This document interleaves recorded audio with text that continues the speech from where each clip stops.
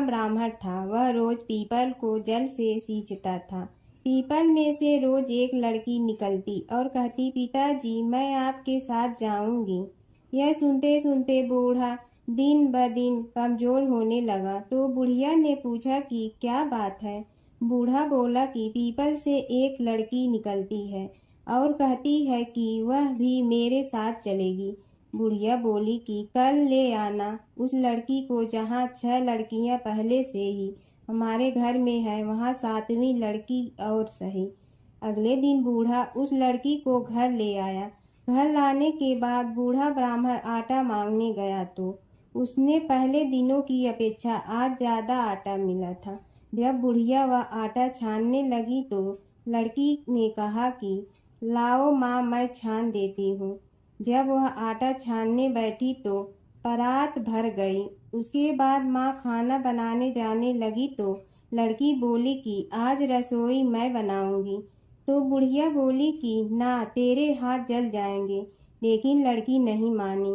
वह रसोई में खाना बनाने गई तो उसने तरह तरह के 36 व्यंजन बना डाले और आज सभी ने भर पेट खाना खाया। इससे पहले वह आधा पेट भूखा ही रहते थे। रात हुई तो बुढ़िया का भाई आया और कहने लगा कि दीदी मैं तो खाना खाऊंगा। बुढ़िया परेशान हो गई कि अब खाना कहाँ से लाऊंगी। लड़की ने पूछा कि क्या बात है माँ।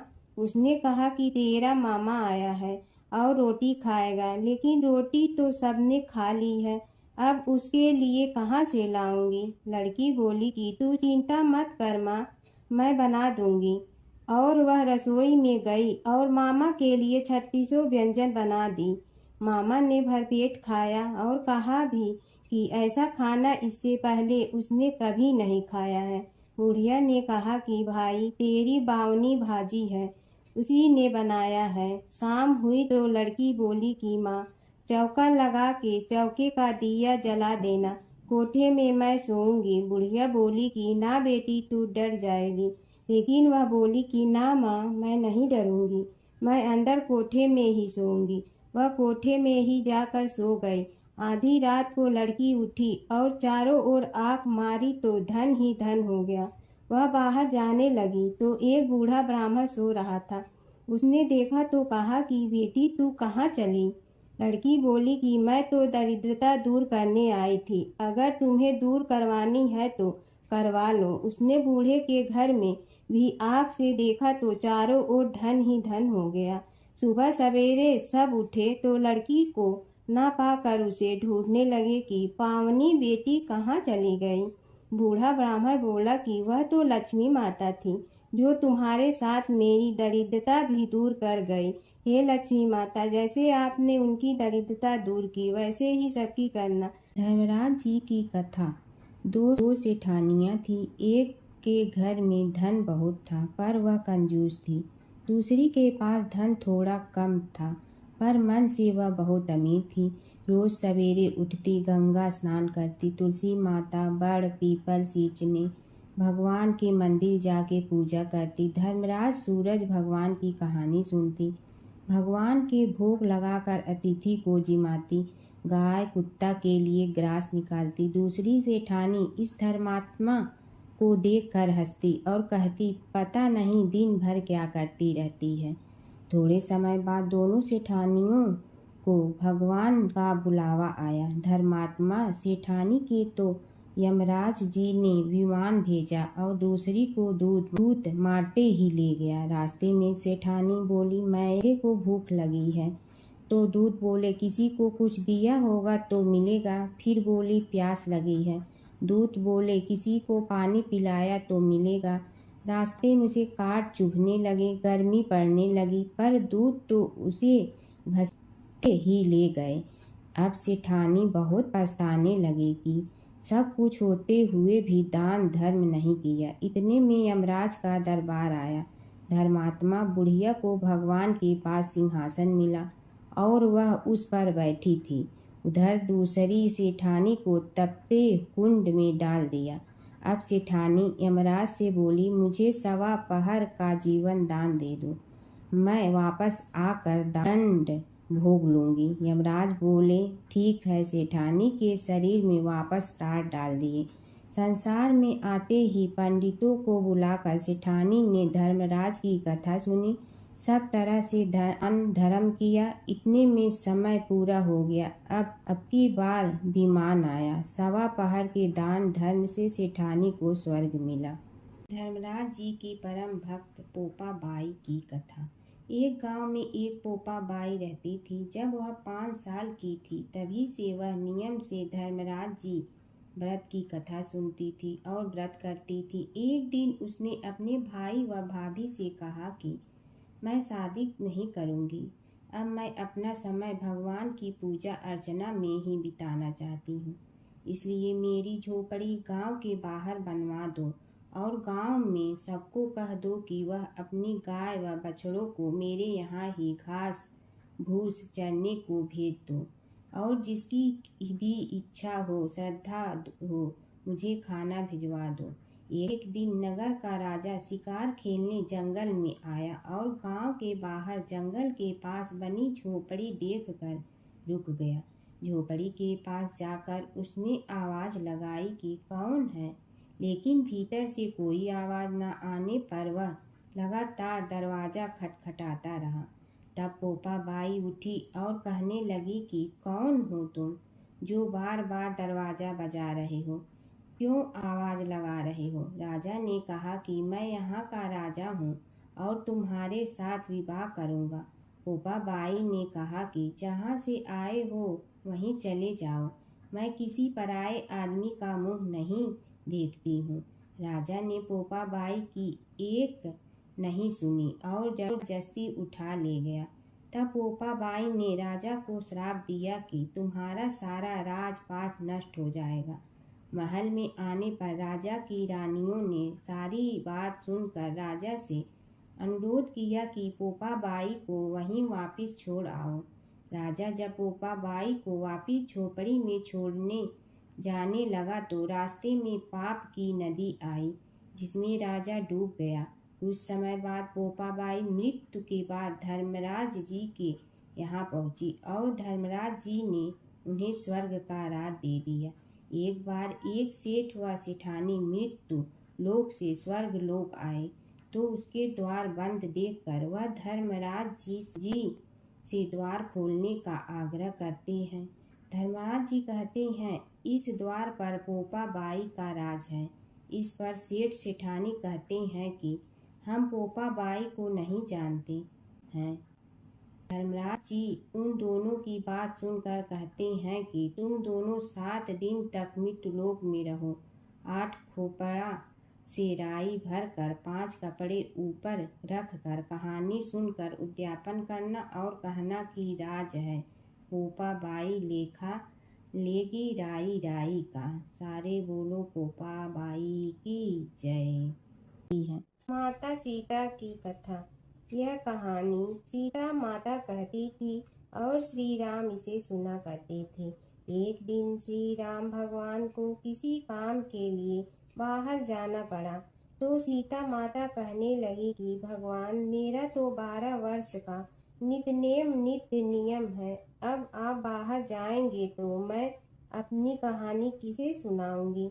श्री राम ने कहा कि तुम कुएं की पाल पर जाकर बैठ जाना और वहाँ जो औरतें पानी भरने आएंगी उन्हें अपनी कहानी सुना देना। सीता माता कुएं की पाल पर जाकर बैठ जाती हैं। एक स्त्री आई, उसने रेशम की जड़ी की साड़ी पहन रखी थी और सोने का घड़ा ले रखा था। सीता माता उसे देख कहती हैं कि बहन, मेरा 12 वर्ष का नित्य नेम सुन लो। पर वह स्त्री बोली कि मैं तुम्हारा नित्य नेम सुनूंगी तो मुझे घर जाने में देरी हो जाएगी और मेरी सास मुझसे लड़ेंगी। उसने कहानी नहीं सुनी और चली गई। उसकी रेशम जड़ी की साड़ी फट गई। सोने का घड़ा मिट्टी के घड़े में बदल गया। सास ने देखा तो पूछा कि ये किसका दोष अपने सिर लेकर आ गई है? बहू ने कहा कि कुएं पर एक औरत बैठी थी, उसने कहानी सुनने के लिए कहा, लेकिन मैंने सुनी नहीं, जिसका यह फल मिला है। बहू की बात सुनकर अगले दिन वही साड़ी और घड़ा लेकर सास कुएं की पाल पर गई। सास को वहीं माता सीता बैठी मिली, तो माता सीता ने कहा कि बहन, मेरी कहानी सुन लीजिए। सास बोली कि एक बार छोड़, मैं तो 4 बार कहानी सुन लूंगी। राम आए, लक्ष्मण आए, देश के पुजारी आए, नित नेम का नेम लाए, आओ राम बैठो राम। तपी रसोई जियो राम, माखन मिश्री खाओ राम। दूध बतासा पियो राम, सूत के पलका मोठो राम। साल दुसाला पोठो राम, साल दुसाला ओढ़ो राम। जब बोलो जब राम ही राम, राम संवारे सबके काम। खाली घर भंडार भरेंगे, सबका बेड़ा पार करेंगे। श्री राम जय राम जय जय राम। सास बोली कि बहन, कहानी तो बहुत अच्छी लगी। कहानी सुनकर सास घर चली गई और उसकी साड़ी फिर से रेशम जड़ी की बन गई। मिट्टी का घड़ा फिर सोने के घड़े में बदल गया। बहू कहने लगी, सासू माँ, आपने ये सब कैसे किया? सास ने कहा कि बहू, तू दोष लगा के आई थी और मैं अब दोष उतार कर आ रही हूँ। बहू ने फिर पूछा कि वह कुएं वाली स्त्री कौन है? सास बोली कि वे सीता माता थी। वे पुराने से नया कर देती हैं, खाली घर में भंडार भर देती हैं। वह लक्ष्मी जी का वास घर में कर देती हैं। आदमी की जो भी इच्छा हो उसे पूरा कर देती हैं। बहू बोली कि ऐसी कहानी मुझे भी सुना दो। सास बोली कि ठीक है, तुम भी सुनो। और सास ने कहानी शुरू की। राम आए, लक्ष्मण आए, देश के पुजारी आए, नित नेम का नेम लाए, आओ राम बैठो राम। तपी रसोई जियो राम, माखन मिश्री खाओ राम। दूध बतासा पियो राम, सूत के पलका मोठो राम। साल दुसाला पोठो राम, साल दुसाला ओढ़ो राम। जब बोलो जब राम ही राम, राम संवारे सबके काम। खाली घर भंडार भरेंगे, सबका बेड़ा पार करें। श्री राम जय जय राम। कहानी सुनकर बहू बोली कि कहानी तो बहुत अच्छी है। सास ने कहा कि ठीक है, इस कहानी को रोज कहा करेंगे। अब सास बहू रोज सवेरे उठती, नहाती धोती और पूजा करने के बाद नित नेम की सीता की कहानी कहती। एक दिन उनके यहाँ एक पड़ोस की औरत आई और बोली कि बहन, जरा सी आँच दे ना। तो वह बोली कि आज तो अभी हमने जलाई ही नहीं। पड़ोसन ने कहा कि तुम सुबह 4 बजे से उठकर क्या कर रही हो? फिर उन्होंने कहा कि सुबह उठकर हम पूजा करते हैं, फिर सीता माता की नित नेम की कहानी कहते हैं। पड़ोसन ने उसकी बात सुनकर फिर कहा कि सीता माता की कहानी कहने से तुम्हें क्या मिलता है? वे बोली कि इनकी कहानी कहने से घर में भंडार भर जाते हैं, सारे काम सिद्ध होते हैं, मन की इच्छा भी पूरी हो जाती है। पड़ोसन कहती है कि बहन, ऐसी कहानी तो मुझे भी सुना दो। फिर वह बोली कि ठीक है, तुम भी यह कहानी सुन लो। राम आए, लक्ष्मण आए, देश के पुजारी आए, नित नेम का नेम लाए, आओ राम बैठो राम। सारी कहानी सुनने के बाद पड़ोसन कहने लगी, बहन, कहानी तो मुझे बहुत अच्छी लगी। अब वह पड़ोसन भी नित नेम सीता माता की कहानी कहने लगी। कहानी कहने से सीता माता ने पड़ोसन के भी भंडार भर दिए। अब तो पूरे मोहल्ले में नित नेम की कथा चल पड़ी। हर किसी की मनोकामना पूरी होने लगी। हे सीता माता, जैसे आपने उनके भंडार भरे, वैसे ही आप हमारे भी भंडार भरना, सबकी भरना, कहानी सुनने वाले के भी और कहानी कहने वाले के भी। और जमुना की कहानी। प्राचीन समय में एक गांव था जिसमें 2 बहनें रहा करती थी। एक बहन का नाम गंगा था तो दूसरी बहन का नाम जमुना था। एक बार दोनों बहनें एक साहूकार के खेत से गुजर रही थी तो जमुना ने 13 दाने जौ के तोड़ लिए, जिसे देख गंगा बोली कि तुझे तो ग्रहण लग गया, तूने चोरी की है। इस पर जमुना बोली कि अब मेरा ग्रहण कैसे धुलेगा। गंगा ने कहा कि तुझे 12 साल तक साहूकार के यहाँ नौकरी करनी पड़ेगी, तभी तेरा पाप धुलेगा और ग्रहण से मुक्ति मिलेगी। जमुना साहूकार के यहाँ नौकरी के लिए जाती है और अपने लिए काम मांगती है। साहूकार उसे काम पर रख लेता है, लेकिन काम करने से पहले जमुना उसे कहती है कि मैं सारे काम करूंगी, लेकिन 4 काम नहीं करूंगी। जूठे बर्तन नहीं मांजूंगी, झाड़ू नहीं लगाऊंगी, बिस्तर नहीं बिछाऊंगी और दिया नहीं जलाऊंगी। 12 साल के बाद कुंभ का मेला लगा तो साहूकारनी भी कुंभ नहाने जाने लगी। यमुना ने उसे जाते देख कहा कि कुंभ के मेले में मेरी बहन गंगा मिलेगी तो उसे यह सोने का टक्का दे देना, इससे वह अपने हाथों में सुंदर चूड़ियां पहन लेगी। साहूकारनी ने कुंभ के मेले में गंगा को वह सोने का टका दे दिया। गंगा ने उनसे वह टका लेते हुए कहा कि मेरी बहन को कहना कि उसके 12 वर्ष पूरे हो गए हैं, अब वह वहां वापिस आ जा। साहूकार व साहूकारनी वापिस घर आए तब जमुना मटके में पानी भर रही थी। दोनों जमुना से बोले कि हमने सोने का वह टका तेरी बहन गंगा को दे दिया था और उसने कहा है कि तेरे 12 वर्ष पूरे हो गए हैं, इसलिए अब तुम वापिस जाओ। यह समाचार सुनते ही जमुना सहस्र धारा में बदल गई और बहने लगी। यमुना जी का यह रूप देखकर साहूकार और साहूकारनी परेशान हो गई थी। हमारे घर में जमुना माता ने काम किया, हमें तो अब ग्रहण लग गया है, हम यह ग्रहण कैसे उतारेंगे। जमुना भागकर गंगा माता के पास चली गई। गंगा ने जमुना से पूछा कि तुम साहूकारनी से कुछ कहकर आई हो या ऐसे ही बिना बताए आ गई। तब जमुना बोली कि मैं तो कुछ भी बताकर नहीं आई हूँ। गंगा ने कहा कि जा उन्हें धीरज दे आ, नहीं तो उन्हें जीवन भर असंतोष ही रहेगा। गंगा के कहने पर जमुना माता ने साहूकारनी को सपने में दर्शन दिए और कहा कि तुम दोनों उल्टे माथे क्यों पड़े हो, जाओ उठकर खाओ पियो। तब दोनों बोले कि हम कैसे उठे, हमें तो ग्रहण लगा है, क्योंकि हमने उल्टे सीधे और पता नहीं कितने नीच कार्य आपसे कराए हैं। तब यमुना जी बोली कि तुम्हें ग्रहण नहीं लगा है, ग्रहण तो मुझे लगा था कि मैंने तुम्हारे खेत से 13 दाने जौ के चुराए थे।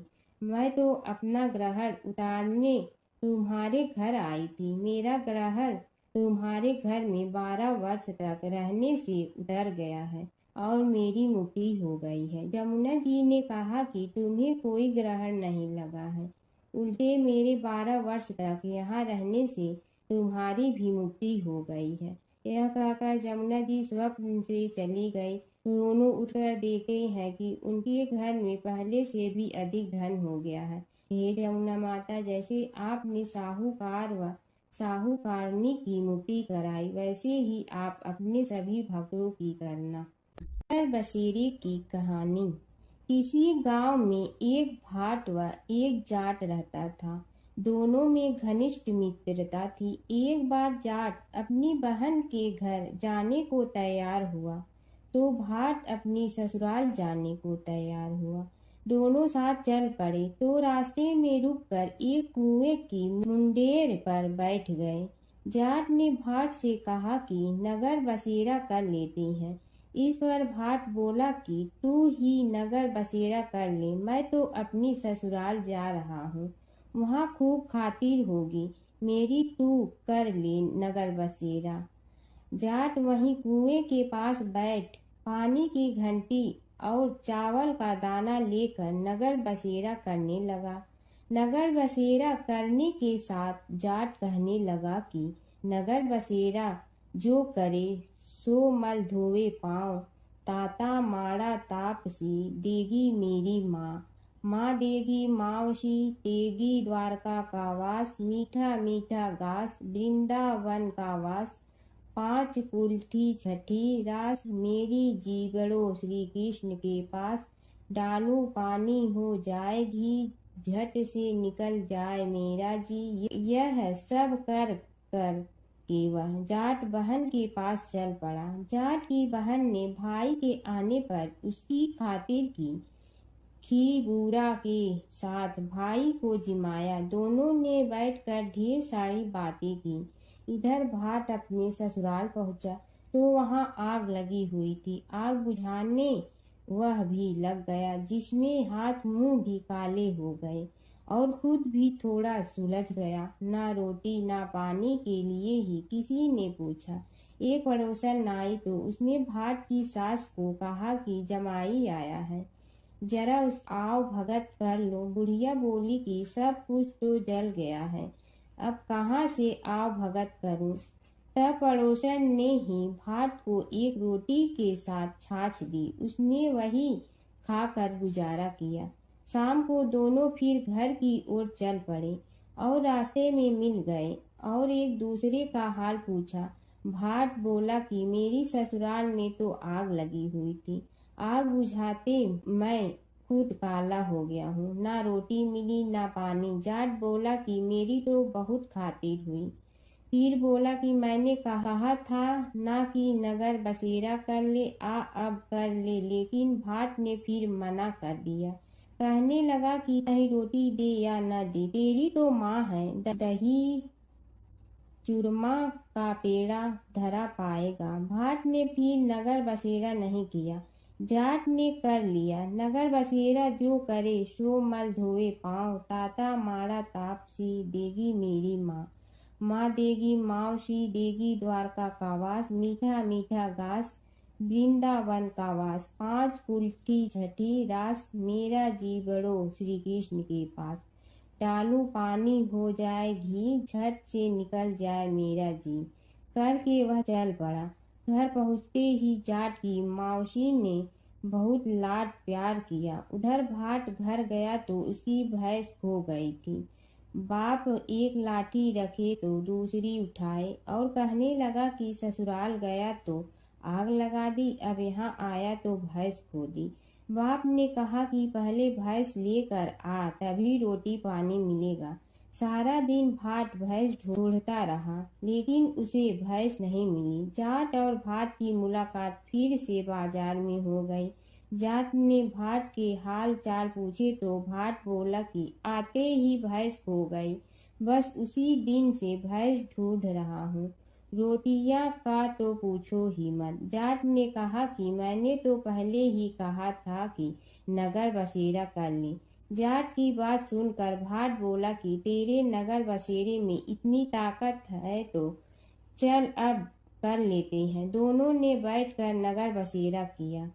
नगर बसेरा जो करे सो मल धोवे पाँव, ताता माड़ा तापसी देगी मेरी माँ, माँ देगी मावसी देगी द्वारका का वास, मीठा मीठा घास वृंदावन का वास, 5 कुल्ठी छठी रास, मेरा जीवड़ो श्री कृष्ण के पास। डालू पानी हो जाए घी, झट से निकल जाए मेरा जी।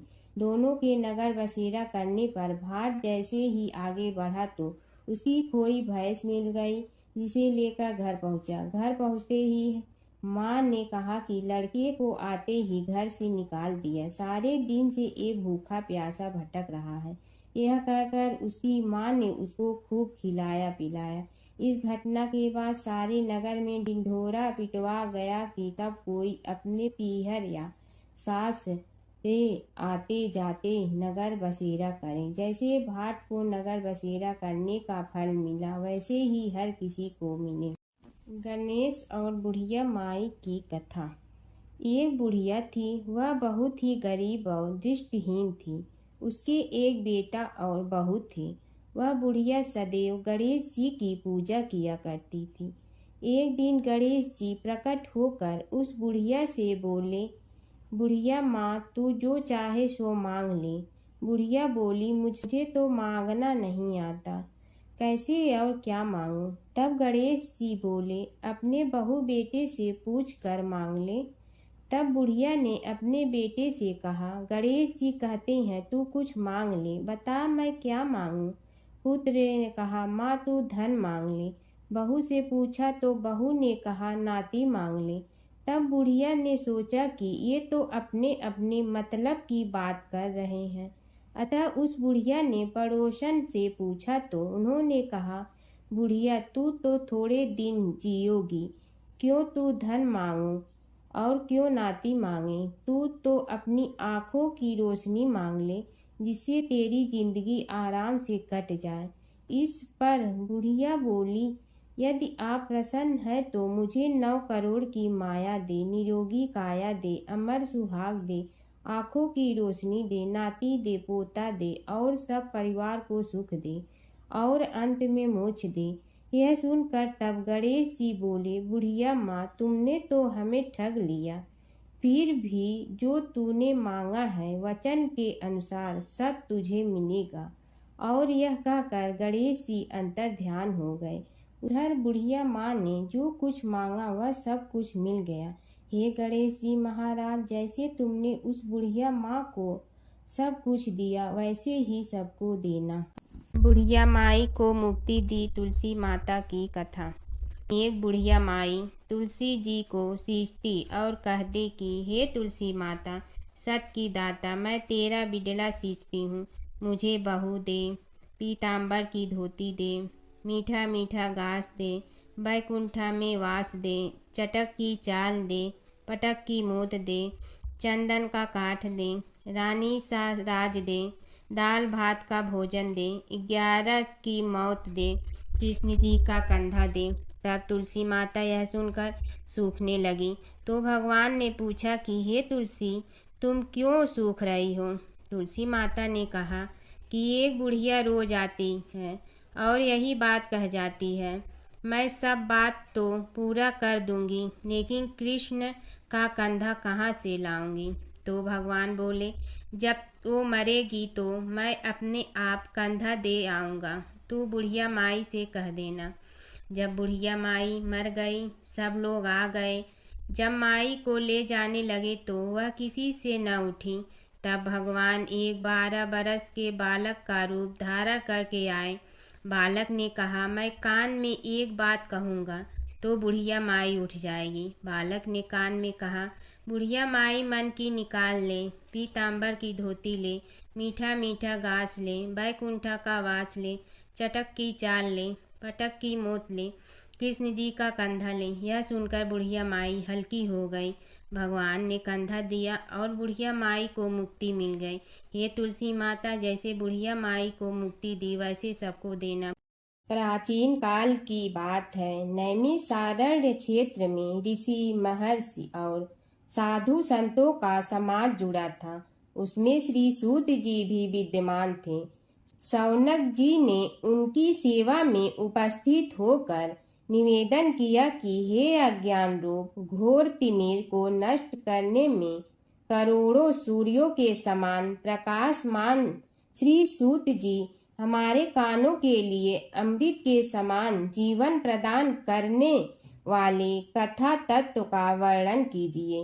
हे सूत जी, हमारे हृदयों में ज्ञान के प्रकाश की वृद्धि तथा भक्ति, वैराग्य और विवेक की उत्पत्ति जिस कथा से हो सकती हो वह हमारे प्रति कहने की कृपा कीजिए। शौनक जी की जिज्ञासा से सूत जी बड़े प्रसन्न हुए। पुरातन इतिहासों के स्मरण से उनका शरीर पुलकायमान हो रहा था। वे कुछ देर उसी स्थिति में विराजमान रहकर कुछ विचार करते रहे और अंत में बोले, शौनक जी, इस विषय में आपके चित्त में बड़ी जिज्ञासा है। आप धन्य हैं जो सदैव ज्ञान की प्राप्ति में तत्पर रहते हुए विभिन्न पुराण कथाओं की जिज्ञासा रखते हैं। आज मैं आपको ज्ञान के परम स्रोत रूप श्री गणेश जी का जन्म कर्म रूप चरित्र सुनाऊंगा। गणेश जी से ही सभी ज्ञानों, सभी विद्याओं का उद्भव हुआ है। अब आप सावधान चित्त से विराजमान हो। श्री गणेश जी के ध्यान और नमस्कार पूर्वक उनका चरित्र श्रवण करें। नमस्तस्मै गणेशाय ब्रह्मा विद्या प्रदायिनी यनागस्त्यसमः साक्षात विघ्न सागर शोषणे। कैसे हैं वे श्री गणेश जो सभी प्रकार की ब्रह्म विद्याओं को प्रदान करने वाले अर्थात ब्रह्मा के सगुण और निर्गुण स्वरूप पर प्रकाश डालने और जीव ब्रह्मा का अभेद प्रतिपादन करने वाली विद्याओं के दाता हैं। वे विघ्नों के समुद्रों को महर्षि अगस्त्य के समान शोषण करने में समर्थ हैं, इसलिए उनका नाम विघ्न सागर शोषक के नाम से प्रसिद्ध है। मैं उन भगवान श्री गणेश जी को नमस्कार करता हूँ।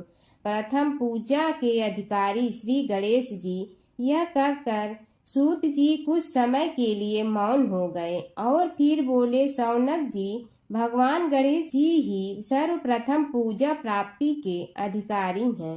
किसी भी देवता की पूजा करो, पहले उनकी पूजा करो। शौनक जी ने निवेदन किया, हे भगवान, हे सूत, सर्वप्रथम यह बताने की कृपा कीजिए कि गणेश जी को प्रथम पूजा का अधिकार किस प्रकार प्राप्त हुआ। इस विषय में मेरी बुद्धि मोह को प्राप्त हो रही है कि सृष्टि रचयिता ब्रह्मा जी, पालन करता भगवान नारायण और संहार करता शिव जी में से किसी को प्रथम पूजा का अधिकारी क्यों नहीं माना गया। यह त्रिदेव ही तो सबसे बड़ा देवता माने जाते हैं। सूत जी ने कहा, शौनक जी, यह भी एक रहस्य ही है। देखो, अधिकार मांगने से नहीं मिलता, इसके लिए योग्यता होनी चाहिए। संसार में अनेकों देवी देवताएं पूजे जाते हैं। पहले जो जिसका इष्ट देव होता है वह उसी की पूजा किया करता है। इससे बड़े देवताओं के महत्व में कमी आने की आशंका उत्पन्न हो गई। इस कारण देवताओं में परस्पर विवाद होने लगा। वे उसका निर्णय प्राप्त करने के लिए शिव जी के पास पहुँचे और प्रणाम करके पूछने लगे, प्रभु, हम सब में प्रथम पूजा का अधिकारी कौन है।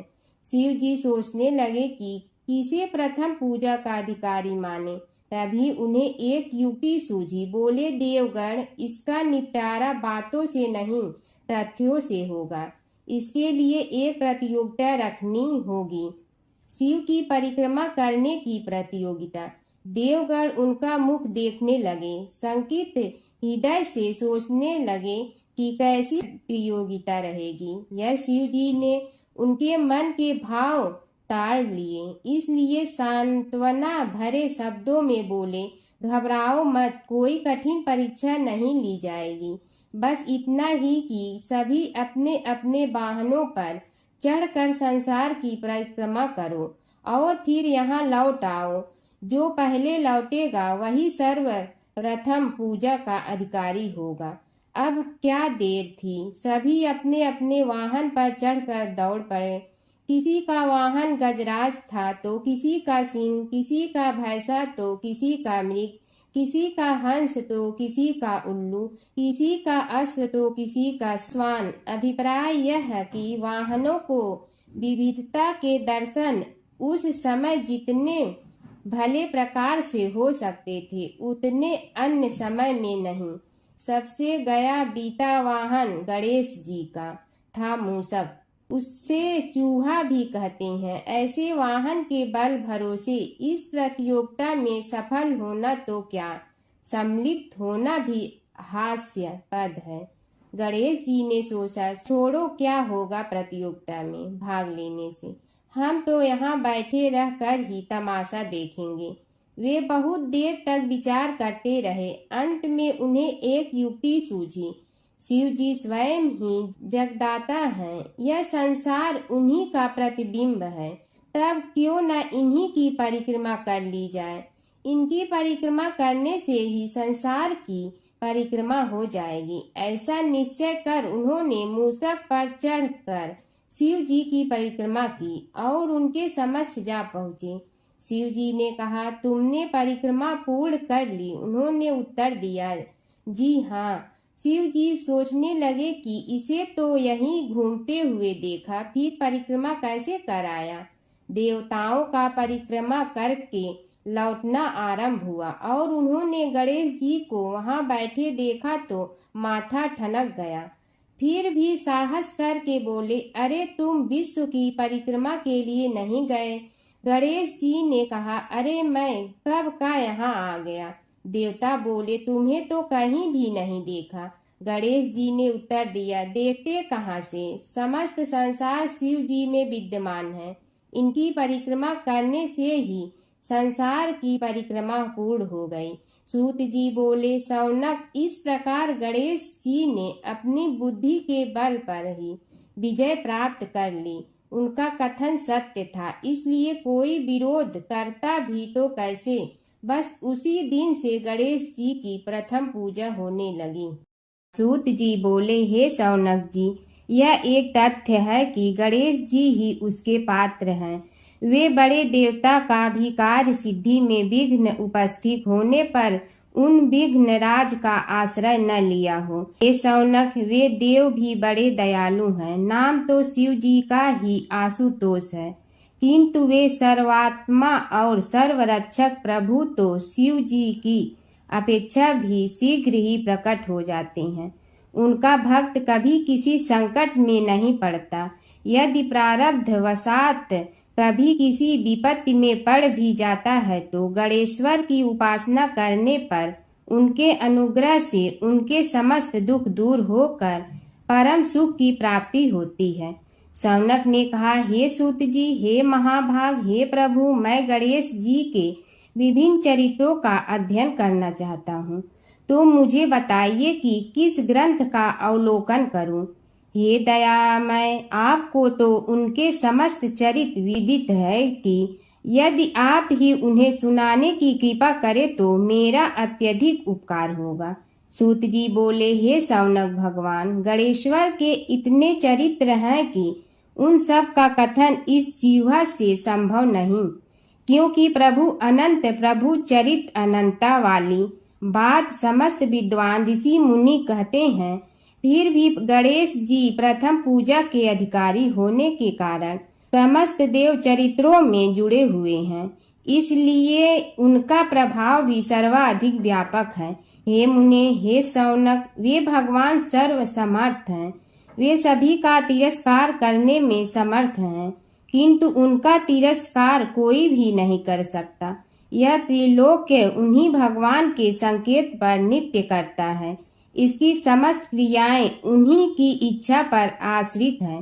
हे शौनक भगवान गणेश्वर स्वयं कहते हैं, शिवे विष्णु च शक्तौ च सूर्ये मयि निराधिप यो भेद बुद्धि योगः स सम्य योगुः मतो मम। हे नरेश्वर, हे वरेण्य, शिव, विष्णु, शक्ति, सूर्य और मुझ गणेश में जो अभेद बुद्धि योग है, मेरे मत में वही सम्यक योग है। इससे यह भी सिद्ध है कि समस्त देवता उन्हीं के स्वरूप हैं। वे ही भगवान विभिन्न कार्य रूपों के अनुसार अपना भिन्न भिन्न नाम रखते हैं। हे मुनि श्रेष्ठ, उन सब देवताओं के चरित्र भी उन्हीं गणराज के चरित्र हैं। यद्यपि सब चरित्र एक ही ग्रंथ में मिलने में संभव नहीं है, फिर भी गणेश्वर के अनेकों प्रमुख चरित्रों का वर्णन गणेश पुराण में हुआ है। राजा सोमकांत का वृतांत कथन। शौनक जी ने पूछा, हे प्रभु, गणेश पुराण का आरंभ किस प्रकार हुआ, यह मुझे बताने की कृपा करें। इस पर सूत जी ने कहने लगे, हे शौनक, यद्यपि गणेश पुराण है तो बहुत प्राचीन, क्योंकि भगवान गणेश्वर तो आदि हैं। न जाने कब से गणेश जी अपने उपासकों पर कृपा करते चले आ रहे हैं। उनके अनंत चरित्र हैं, जिनका संग्रह एक महापुराण का रूप ले सकता है। उसे एक बार भगवान नारायण ने नारद जी को और भगवान ने शंकर और जगन जननी पार्वती जी को सुनाया था। बाद में वही पुराण संक्षेप रूप में ब्रह्मा जी ने महर्षि वेद व्यास को सुनाया और फिर व्यास जी ने महर्षि भृगु को सुनाया। भृगु ने कृपा करके सौराष्ट्र के एक राजा सोमकांत को सुनाया था। तब से वह पुराण अनेक कथाओं में विस्तृत होता रहा और अनेक कथाओं से रहित होता हुआ अनेक रूप में प्रचलित है। शौनक जी ने पूछा, भगवान, आप यह बताने का कष्ट करें कि राजा सोमकांत कौन था। उसने महर्षि से गणेश पुराण का श्रवण कहाँ किया था, उस पुराण के श्रवण से उसे क्या क्या उपलब्धियां हुई। हे नाथ, मुझे श्री गणेश्वर की कथा के प्रति उत्कंठा बढ़ती ही जा रही है। सूत जी बोले, हे शौनक, सौराष्ट्र के देवनगर नाम की एक प्रसिद्ध राजधानी थी। वहाँ का राजा सोमकांत था। वह अपनी प्रजा का पुत्र के समान पालन करता था। वह वेद ज्ञान संपन्न, शस्त्र विद्या में पारंगत एवं प्रबल प्रतापी राजा, समस्त राजाओं में मान्य तथा अत्यंत वैभवशाली था। उसका ऐश्वर्य कुबेर के भी ऐश्वर्य को लज्जित करता था। उसने अपने पराक्रम से अनेकों देश जीत लिए थे। उसकी पत्नी अत्यंत रूपवती, गुणवती, धर्माज्ञा एवं पतिव्रत धर्म का पालन करने वाली थी। वह सदैव अपने प्राणनाथ की सेवा में लगी रहती थी। उसका नाम सुधर्मा था। जैसे वह पतिव्रता थी, वैसे ही राजा भी एक पत्नी व्रता का पालन करने लगा। उसके हेमकांत नामक एक सुंदर पुत्र था। वह भी सभी विद्याओं का ज्ञाता और अस्त्र शस्त्रादि के अभ्यास में निपुण हो गया था। यह सभी श्रेष्ठ लक्षणों से संपन्न, सद्गुणी एवं प्रजा जनों के हितों का अत्यंत पोषक था। इस प्रकार राजा सोमकांत स्त्री पुत्र, पशु वाहन, राज्य एवं प्रतिष्ठा आदि से सब प्रकार सुखी था। उससे दुख तो था ही नहीं। सभी राजागण उसका हार्दिक सम्मान करते थे तथा उसकी श्रेष्ठ कीर्ति भी संसार व्यापी थी। परंतु युवा अवस्था के अंत में सोमकांत को घृणित कोष्ठ रोग हो गया। उसके अनेक उपचार किए गए किंतु कोई लाभ नहीं हुआ। रोग शीघ्रता से बढ़ने लगा और उसके कीड़े पड़ गए। जब रोग की अधिक वृद्धि होने लगी और उसका कोई उपाय न हो सका तो राजा ने मंत्रियों को बुलाकर कहा, सुव्रतो, जाने किस कारण यह रोग मुझे पीड़ित कर रहा है। अवश्य ही यह किसी पूर्व जन्म के पाप का फल होगा। इसलिए मैं अब अपना समस्त राजपाट छोड़कर वन में रहूंगा। मेरे पुत्र हेमकांत को मेरे समान मानकर राज्य शासन का धर्म पूर्वक संचालन कराते रहें। यह कहकर राजा ने शुभ दिन दिखवाकर अपने पुत्र हेमकांत को राज्य पद पर अभिषेक किया और अपनी पत्नी सुधर्मा के साथ निर्जन वन की ओर चल दिया। प्रजापालक राजा के वियोग में समस्त प्रजा जन अश्रु बहाते हुए उनके साथ चले गए। राज्य की सीमा पर पहुंचकर राजा ने अपने पुत्र अमात्यगण और प्रजा जनों को समझाया, आप सब लोग धर्म के जानने वाले, श्रेष्ठ आचरण में तत्पर एवं सहृदय हैं। यह संसार तो वैसे भी परिवर्तनशील है। जो आज है वह कल नहीं था और आने वाले कल में भी नहीं रहेगा। इसलिए मेरे जाने से दुख का कोई कारण नहीं है। मेरे स्थान पर मेरा पुत्र सभी कार्यों को करेगा। इसलिए आप सब उसके अनुशासन में रहते हुए उसे सदैव सम्मान करते रहें। फिर पुत्र से कहा, बेटा, यह स्थिति सभी के समझ आती रही है। हमारे पूर्व पुरुष भी परंपरागत रूप से वृद्धावस्था आने पर वन में जाते रहे हैं। मैं कुछ समय पहले ही वन में जा रहा हूँ, तो कुछ पहले या पीछे जाने में कोई अंतर नहीं पड़ता। यदि कुछ वर्ष बाद जाऊं तब भी मोह का त्याग करना ही होगा। इसलिए हे वत्स, तुम दुखित मत हो और मेरी आज्ञा मानकर राज्य शासन को ठीक प्रकार चलाओ। ध्यान रखना, क्षत्रिय धर्म का कभी त्याग न करना और प्रजा को सदा सुखी रखना। इस प्रकार राजा सोमकांत ने सभी को समझा बुझाकर वहां से वापस लौट आया और स्वयं अपनी पतिव्रता भार्या के साथ वन में प्रवेश किया। पुत्र हेमकांत के आग्रह से उसने सुबल और ज्ञान गम्य नामक 2 आत्माओं को भी साथ ले लिया। उन सब ने एक समतल एवं सुंदर स्थान देखकर वहां विश्राम किया। तभी उन्हें एक मुनि कुमार दिखाई दिया। राजा ने उससे पूछा, तुम कौन हो, कहाँ रहते हो, यदि उचित समझो तो मुझे बताओ। मुनि बालक ने कोमल बाणी में कहा, मैं महर्षि भृगु का पुत्र हूँ। मेरा नाम च्यवन है। हमारा आश्रम निकट में ही है। अब आप भी अपना परिचय दीजिए। राजा ने कहा, मुनि कुमार, आपका परिचय पाकर मुझे बड़ी प्रसन्नता हुई। मैं सौराष्ट्र के देवनगर नामक राज्य का अधिपति रहा हूँ। अब अपने पुत्र को राज्य देकर मैंने अरण्य की शरण ली है। मुझे कुष्ठ रोग अत्यंत पीड़ित किए हुए हैं। उसकी निवृत्ति का कोई उपाय करने वाला हो तो कृपा कर मुझे बताइए। मुनि कुमार ने कहा, मैं अपने पिताजी से अपना वृतांत कहता हूँ, फिर वे जैसा कहेंगे आपको बताऊंगा। यह कहकर मुनि बालक चला गया और कुछ देर में ही आकर बोला, राजन, मैंने आपका वृतांत अपने पिताजी को बताया। उनकी आज्ञा हुई है कि आप सब मेरे साथ आश्रम में चलकर उनसे भेंट करें, तभी आपके रोग के विषय में भी विचार किया जाएगा। राजा सोमकांत के पूर्व जन्म का वृत्तांत भृगु द्वारा वर्णन। राजा अपनी पत्नी और अमात्यों के सहित च्यवन के साथ साथ भृगु आश्रम में जा पहुंचा और उन्हें प्रणाम कर बोला, हे भगवान, हे महर्षि, मैं आपकी शरण हूँ।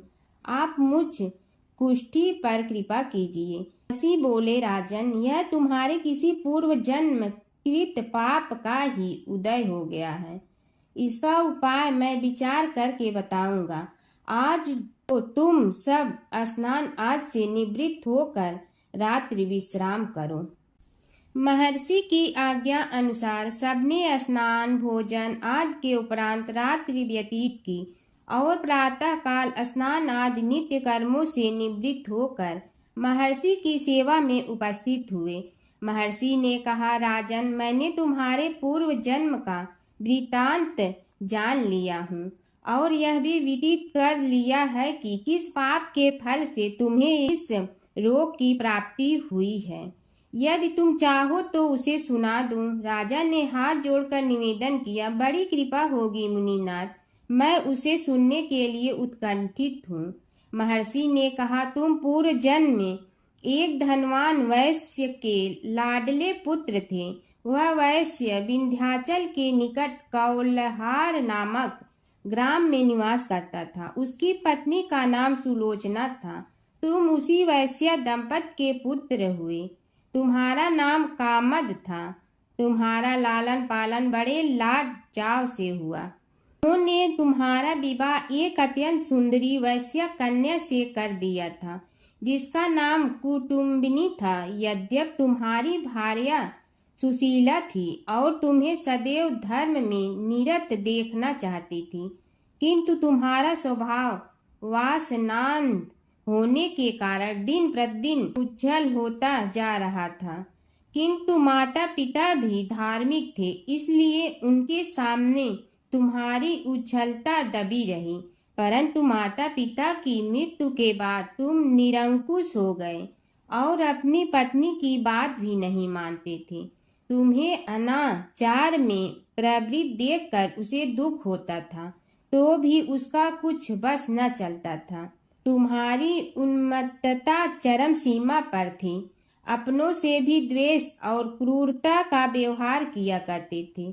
हत्या आदि कराते थे। तुम्हारे लिए सामान्य बात हो गई। पीड़ित व्यक्तियों ने तुम्हारे विरुद्ध राजा से पुकार की। अभियोग चला और तुम्हें राज्य की सीमा से भी बाहर चले जाने का आदेश हुआ।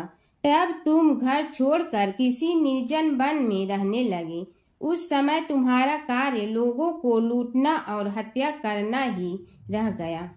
एक दिन माध्याह्न काल था। गुणवर्धक नामक एक विद्वान ब्राह्मण उधर से निकला। बेचारा अपनी पत्नी को लिवाने के लिए ससुराल जा रहा था। तुमने उस ब्राह्मण युवक को पकड़कर लूट लिया। प्रतिरोध करने पर उसे मारने लगे तो वह चित्कार करने लगा, मुझे मत मार, मत मार, देख मेरा दूसरा विवाह हुआ है। मैं पत्नी को लेने के लिए जा रहा हूँ। किंतु तुम तो क्रोधवश में ऐसे लीन हो रहे थे कि तुमने उसकी बात सुनकर भी नहीं सुनी। जब उसे मारने लगे तो उसने श्राप दे दिया, अरे हत्यारे, मेरी हत्या के पाप से तो सहस्त्र कल्प तक घोर नरक भोगोगे।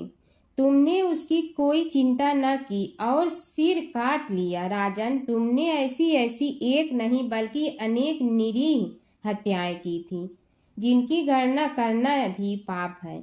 इस प्रकार इस जन्म में तुमने घोर पाप कर्म किए थे, किंतु बुढ़ापा आने पर जब अशक्त हो गए तब तुम्हारे साथ जो क्रूर कर्मा थे वे भी किनारा कर गए। उन्होंने सोच लिया कि अब तो इसे खिलाना भी पड़ेगा, इसलिए मरने दो यहीं।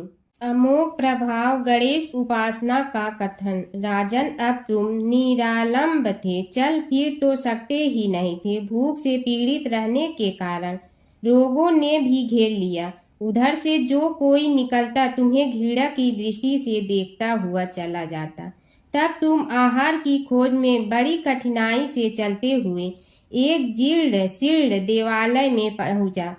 उसमें भगवान गणेश्वर की प्रतिमा विद्यमान थी। तब न जाने किस पुण्य के उदय होने से तुम्हारे मन में गणेश जी के प्रति भक्ति भाव जागृत हुआ। तुम निराहार रहकर उनकी उपासना करने लगे। उससे तुम्हें सब कुछ मिला और रोग भी कम हुआ। राजन, तुमने अपने साथियों की दृष्टि बचाकर बहुत सा धन एक स्थान पर गाड़ दिया था। अब तुमने उस धन को उसे देवालय के जीर्णोद्धार में लगाने का निश्चय किया। शिल्पी बुलाकर उस मंदिर को सुंदर और भव्य बनवा दिया। इस कारण कुख्याति सुख्याति में बदलने लगी। फिर यथा समय तुम्हारी मृत्यु हुई। यमदूतों ने पकड़कर तुम्हें यमराज के समक्ष उपस्थित किया। यमराज तुमसे बोले, जीव, तुमने पाप और पुण्य दोनों ही किए हैं और दोनों का ही भोग तुम्हें भोगना है, किंतु पहले पाप का फल भोगना चाहते हो पुण्य का। इसके उत्तर में तुमने प्रथम अपने पुण्य कर्मों के भोग की इच्छा प्रकट की और इसीलिए उन्होंने तुम्हें राजकुल में जन्म लेने के लिए भेज दिया। पूर्व जन्म में तुमने भगवान गणाध्यक्ष का सुंदर एवं भव्य मंदिर बनवाया था, इसलिए तुम्हें सुंदर देह की प्राप्ति हुई। यह कहकर महर्षि भृगु कुछ रुके। उन्होंने देखा कि राजा को इस वृतांत पर शंका हो रही है। तभी महर्षि के शरीर में असंख्य विकराल पक्षी उत्पन्न होकर राजा की ओर झपटे। उनकी चोंच बड़ी तीक्ष्ण थी, जिनसे वे राजा के शरीर को नोच नोच कर खाने लगे। उसके कारण उत्पन्न असहनीय पीड़ा से व्याकुल हुए राजा ने महर्षि के समक्ष हाथ जोड़कर निवेदन किया, प्रभु, आपका आश्रम तो समस्त द्वेष आदि से परे है और यहाँ मैं आपकी शरण में बैठा हूँ। तब यह पक्षी मुझे आकर ही क्यों पीड़ित कर रहे हैं? हे मुनिनाथ, इनसे मेरी रक्षा कीजिए। महर्षि ने राजा के अंतर्वचन सुनकर सांत्वना देते हुए कहा, राजन, तुमने मेरे वचनों में शंका की थी और जो मुझ सत्यवादी के कथन में शंका करते हैं उसे खाने के लिए मेरे शरीर से इसी प्रकार पक्षी प्रकट हो जाते हैं, जो कि मेरे हुंकार करने पर भस्म हो जाया करते हैं।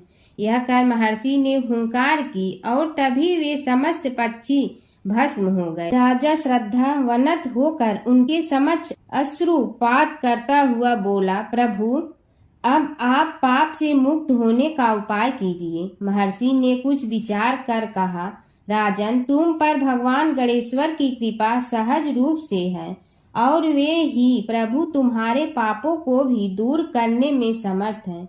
इसलिए तुम उनके पाप नाशक चरित्रों का श्रवण करो। गणेश पुराण में उनके चरित्रों का भले प्रकार वर्णन हुआ है, अतएव तुम श्रद्धा भक्ति पूर्वक उसी को सुनने में चित्त लगाओ। राजा ने प्रार्थना की, महामुनि, मैंने गणेश पुराण का नाम भी आज तक नहीं सुना, तो उनके सुनने का सौभाग्य कैसे प्राप्त कर सकूंगा? हे नाथ, आपसे अधिक ज्ञानी और प्रकांड विद्वान और कौन हो सकता है? आप ही मुझ पर कृपा कीजिए। महर्षि ने राजा की दीनता देखकर उसके शरीर पर अपने कमंडल का मंत्रपूत जल छिड़का। तभी राजा को एक छींक आई और नासिका से एक अत्यंत छोटा काले वर्ण का पुरुष बाहर निकल आया। देखते देखते वह बढ़ गया। उसके भयंकर रूप को देखकर राजा कुछ भयभीत हुआ, किंतु समस्त आश्रमवासी वहां से भाग गए। वह पुरुष महर्षि के समक्ष हाथ जोड़कर खड़ा हो गया। उन्हें उसकी ओर देखा और कुछ उच्च स्वर में बोले, तू कौन है, क्या चाहता है? वह बोला, मैं साक्षात पाप हूँ। समस्त पापियों के शरीर में मेरा निवास है। आपके मंत्रपूत जल के स्पर्श से मुझे विवश होकर राजा के शरीर से बाहर निकलना पड़ा है। अब मुझे बड़ी भूख लगी है, बताइए क्या खाऊं और कहाँ रहूं? महर्षि बोले, तू उस आम के अवकाश स्थान में निवास कर और उसी वृक्ष के पत्ते खाकर जीवन निर्वाह कर। यह सुनते ही वह पुरुष आम के वृक्ष के पास पहुंचा, किंतु उसके स्पर्श मात्र से वह वृक्ष जलकर भस्म हो गया। फिर जब पाप पुरुष को रहने के लिए कोई स्थान दिखाई न दिया तो वह भी अंतर्हित हो गया। एक समय की बात है, एक भाई बहन रहते थे। बहन का नियम था कि वह अपने भाई का चेहरा देखते ही खाना खाती थी। हर रोज वह सुबह उठती थी और जल्दी जल्दी सारा काम करके अपने भाई का मुंह देखने के लिए उसके घर जाती थी। एक दिन रास्ते में एक पीपल के नीचे गणेश जी की मूर्ति रखी थी। उसने भगवान के सामने हाथ जोड़कर कहा कि मेरे जैसा अमर सुहाग और मेरे जैसा अमर पीहर सबको दीजिए। यह कहकर वह आगे बढ़ जाती है। जंगल के झाड़ियों के कांटे उसके पैरों में चुभा करते थे। एक दिन भाई के घर पहुंची और भाई का मुंह देखकर बैठ गई तो भाभी ने पूछा, पैरों में क्या हो गया है? यह सुनकर उसने भाभी को जवाब दिया कि रास्ते में जंगल के झाड़ियों के गिरे हुए कांटे पांव में चुभ गए हैं। जब वह वापस अपने घर आ जाए तब भाभी ने अपने पति से कहा कि रास्ते को साफ करवा दो, आपकी बहन के पांव में बहुत सारे कांटा चुभ गए हैं। भाई ने तब कुल्हाड़ी लेकर सारी झाड़ियों को काटकर रास्ता साफ कर दिया, जिससे गणेश जी का स्थान भी वहां से हट गया। यह देखकर भगवान गुस्सा हो गए और उसके भाई के प्राण हर लिए। लोग अंतिम संस्कार के लिए जब भाई को ले जा रहे थे तब उसकी भाभी रोते हुए लोगों से कही, थोड़ी देर रुक जाओ, उसकी बहन आने वाली है। वह अपने भाई का मुंह देखे बिना नहीं रह सकती है, उसका यह नियम है। तब लोगों ने कहा, आज तो देख लेगी पर कल कैसे देखेगी? रोज दिन की तरह बहन अपने भाई का मुंह देखने के लिए जंगल में निकली। तब जंगल में उसने देखा कि सारा रास्ता साफ किया हुआ है। जब वह आगे बढ़ी तो उसने देखा कि सिद्ध विनायक को भी वहां से हटा दिया गया है। तब उसने जाने से पहले गणेश जी को एक अच्छे स्थान पर रखकर उन्हें स्थान दिया और हाथ जोड़कर बोली, भगवान मेरे जैसा अमर सुहाग और मेरे जैसा अमर पीहर सबको देना। और फिर बोलकर आगे निकल गई। भगवान सोचने लगे, अगर इसकी नहीं सुनी तो हमें कौन मानेगा, हमें कौन पूजेगा? तब सिद्ध विनायक ने उसे आवाज दी, बेटी इस खेजड़ी की 7 पत्तियां लेकर जा और उसे कच्चे दूध में धोकर भाई के ऊपर छींटा मार देना, वह उठकर बैठ जाएगा। यह सुनकर जब पीछे मुड़ी तो वहां कोई नहीं था। फिर वह यह सोचने लगी कि ठीक है, जैसा सुना वैसा कर लेती हूँ। फिर वह 7 खेजड़ी की पत्तियां लेकर अपने भाई के घर पहुंची। उसने देखा वहां कई लोग बैठे हुए हैं। भाभी बैठी रो रही है और भाई की लाश रखी है। तब उसने पत्तियों को बताए हुए नियम के तहत भाई के ऊपर इस्तेमाल किया। तब भाई उठकर बैठ गया। भाई बोला बहन से, मुझे बहुत ही गहरी नींद आ गई थी। तब बहन बोली, यह नींद किसी दुश्मन को भी न आए और उसने सारी बात अपने भाई को बता दी। एक समय की बात है कि विष्णु भगवान का विवाह लक्ष्मी जी के साथ निश्चित हो गया। विवाह की तैयारी होने लगी। सभी देवताओं को निमंत्रण भेजे गए, परंतु गणेश जी को निमंत्रण नहीं दिया। कारण जो भी रहा हो, अब भगवान विष्णु की बारात जाने का समय आ गया। सभी देवता अपनी पत्नियों के साथ विवाह समारोह में आए। उन सब ने देखा कि गणेश जी कहीं दिखाई नहीं दे रहे हैं।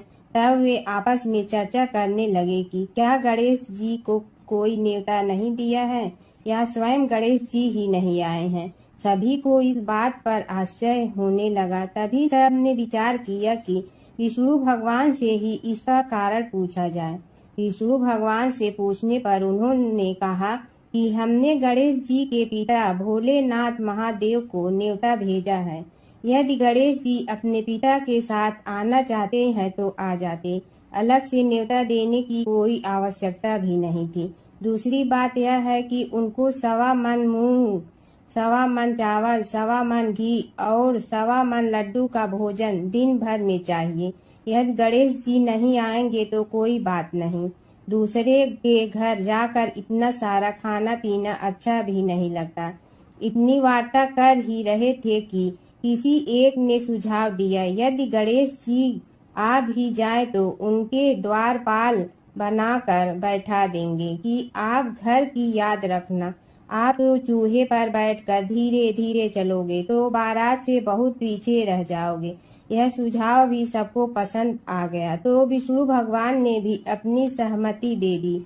होना क्या था कि इतने में गणेश जी वहां आ पहुंचे और उन्हें समझा बुझा कर घर की रखवाली करने बैठा दिया गया। बारात चल रही थी, तब नारद जी ने देखा कि गणेश जी तो दरवाजे पर ही बैठे हुए हैं।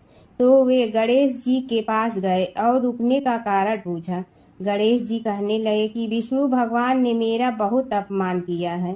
नारद जी ने कहने लगे कि अपनी मूसक देना को आगे भेज दे तो वह रास्ता खोद देगी, जिससे उनके वाहन धरती में धंस जाएंगे। तब आपको सम्मान पूर्वक बुलाना पड़ेगा। अब तो गणेश जी ने अपनी मूसक सेना जल्दी से आगे भेज दी और सेना ने जमीन पोली कर दी। जब बारात वहां से निकली तो रथों के पहिए धरती में धंस गए। लाख कोशिश करे परंतु पहिए नहीं निकले। सभी ने अपने अपने उपाय किए परंतु पहिए तो नहीं निकले, बल्कि जगह जगह से टूट गए। किसी की समझ में नहीं आ रहा था कि अब क्या किया जाए। तब तो नारद जी ने कहा, आप लोगों ने गणेश जी का अपमान करके अच्छा नहीं किया। यदि उन्हें मना कर लाया जाए तो आपका कार्य सिद्ध हो सकता है और यह संकट टल सकता है। शंकर भगवान ने अपने दूत नंदी को भेजा और वे गणेश जी को लेकर आए। गणेश जी का आदर सम्मान के साथ पूजन किया। तब कहीं रथ के पहिए निकले। अब रथ के पहिए निकल के परंतु टूट फूट गए तो उन्हें सुधारे गए। पास के खेत में खाती काम कर रहा था, उसे बुलाया गया। खाती अपना कार्य करने के पहले श्री गणेशाय नमः कहकर गणेश जी की वंदना मन ही मन करने लगा।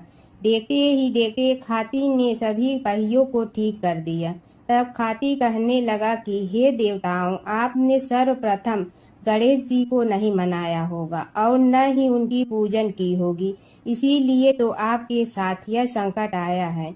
हम तो मूर्ख अज्ञानी हैं, फिर भी पहले गणेश जी को पूजते हैं, उनका ध्यान करते हैं। आप लोग तो देवतागण हैं, फिर भी आप गणेश जी को कैसे भूल गए।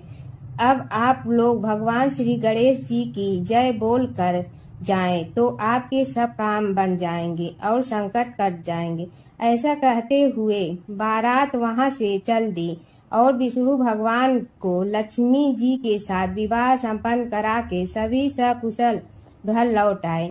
हे गणेश जी महाराज, आपने विष्णु को जैसे कारज सारियो ऐसे कारज सबको सिद्ध कर दो। बोलो गजानन भगवान की जय। एक बार गणेश जी एक छोटे बालक के रूप में चिमटी में चावल और चमचे में दूध लेकर निकले। वो हर किसी से कह रहे थे कि कोई मेरी खीर बना दो, कोई मेरी खीर बना दो।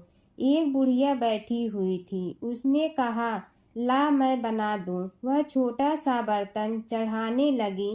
तब गणेश जी ने कहा कि दादी माँ, छोटी सी भगोनी मत चढ़ाओ, तुम्हारे घर में जो सबसे बड़ा बर्तन है वही चढ़ा दो। बुढ़िया ने वही चढ़ा दिया। वह देखती रह गई कि वह जो थोड़े से चावल उस बड़े बर्तन में डाली थी वह तो पूरा भर गया है। गणेश जी ने कहा, दादी माँ, मैं नहा कर आता हूँ। खीर तैयार हो गई हो तो बुढ़िया के पोते पोती खीर खाने के लिए रोने लगे। बुढ़िया ने कहा, गणेश जी, तेरे भोग लगाना कहकर चूल्हे में थोड़ी सी खीर डाली और कटोरी भर भर कर बच्चों को दे दी। बुढ़िया की पड़ोसन ऊपर से देख रही थी तो बुढ़िया ने सोचा यह चुगली कर देगी, तो एक कटोरा भर कर उसे भी पकड़ा दिया। बेटे की बहू ने चुपके से एक कटोरा खीर खाई और कटोरा चक्की के नीचे छुपा दिया।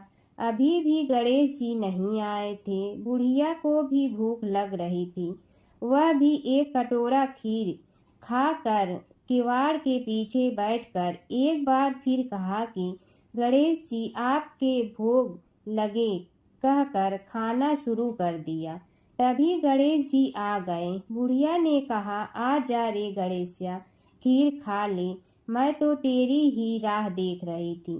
गणेश जी ने कहा, दादी माँ, मैंने तो खीर पहले ही खा ली। बुढ़िया ने कहा, कब खाई? गणेश जी ने कहा, जब तेरे पोते पोती ने खाई तब खाई थी, जब तेरी पड़ोसन ने खाई तब खाई थी, और जब तेरी बहू ने खाई तब भी खाई थी, और जब तूने खाई तो मेरा पेट पूरा ही भर गया। बुढ़िया ने कहा, बेटा, और सारी बात तो सोच, पर बहू बेचारी का तो नाम मत लो। वह तो सुबह से काम में लग रही है, उसने फिर खीर कब खाई? गणेश जी ने कहा, चाकी के नीचे देख, झूठा कटोरा पड़ा है, और तूने तो मेरे भोग तो लगाया, वह तो वैसे ही खा गई। बुढ़िया ने कहा, बेटा, घर की बात है, घर में ही रहने दो। अब बताओ, बची हुई खीर का क्या करूं? गणेश जी ने कहा, नगरी जी जिमा दो। बुढ़िया ने पूरी नगरी जिलवा दी। फिर भी बर्तन पूरा ही भरा था। राजा को पता लगा तो बुढ़िया को बुलाया और कहा, क्यों रे बुढ़िया, ऐसा बर्तन तेरे घर पर सोवे अच्छा लगे या हमारे घर पर सोवे? बुढ़िया ने कहा, राजा जी, आप ले लो। राजा जी ने खीर का बर्तन महल में मंगा लिया। लाते ही खीर में कीड़े मकोड़े बिच्छू हो गए और दुर्गंध आने लगी। यह देखकर राजा जी ने बुढ़िया से कहा, बुढ़िया, बर्तन वापस ले जा, तो मुझे मेरे गणेश जी ने दिया। बुढ़िया ने बर्तन वापस लिया। लेते ही सुगंधित की हो गई। घर आकर बुढ़िया ने गणेश जी से कहा, बची हुई खीर का क्या करें? गणेश जी ने कहा, झोपड़ी के कोने में खड्डा खोद कर गाड़ दो। उसी जगह सुबह उठकर वापस खोदेगी तो धन के 2-4 पैसे मिलेंगे। ऐसा कहकर गणेश जी अंतर ध्यान हो गए। जाते समय झोपड़ी के लात मारते हुए गए तो झोपड़ी के स्थान पर महल हो गया।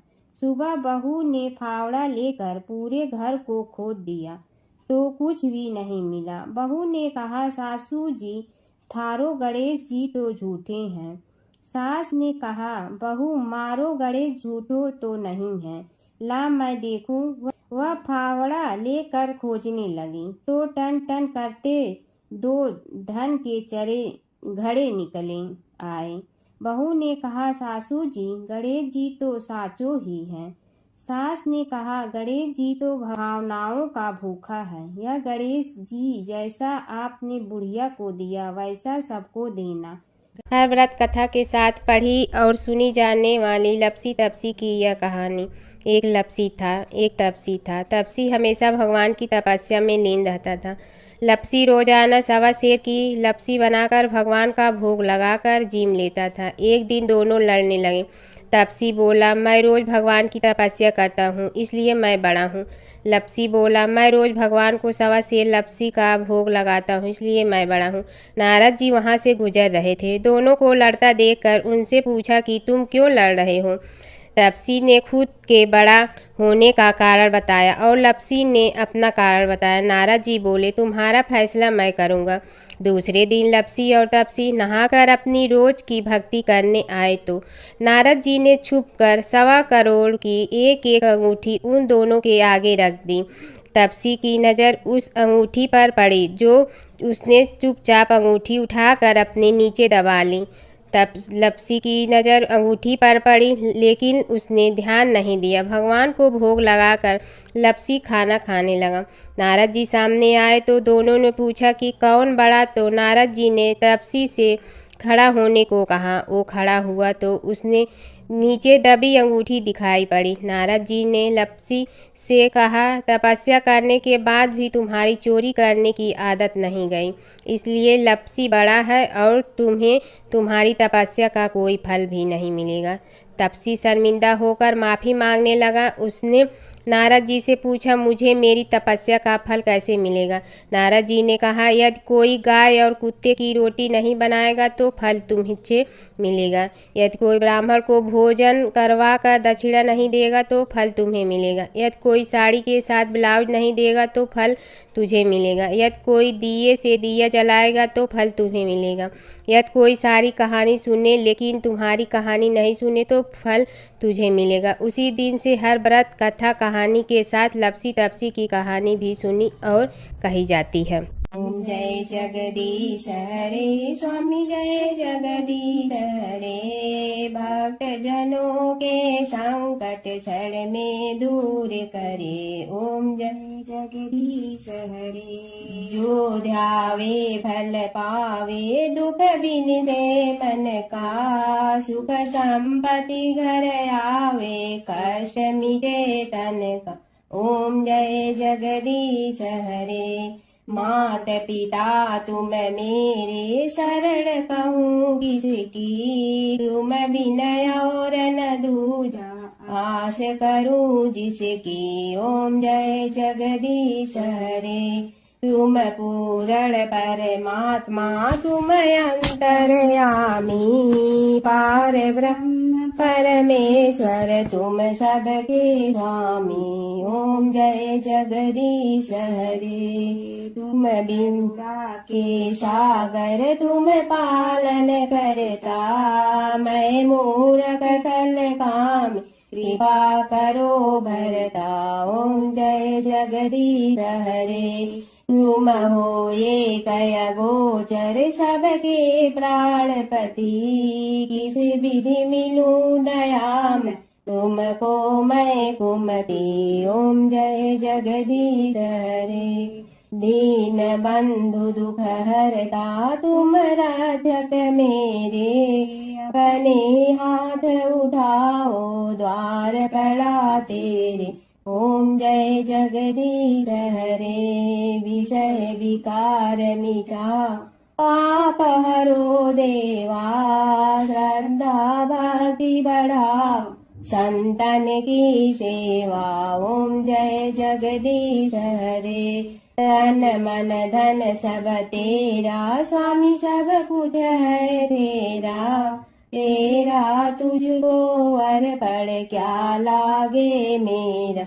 ओम जय जगदीश हरे, जय जगदीश हरे, स्वामी जय जगदीश हरे, भक्त जनों के संकट क्षण में दूर करे। ओम जय जगदीश हरे, स्वामी जय जगदीश हरे।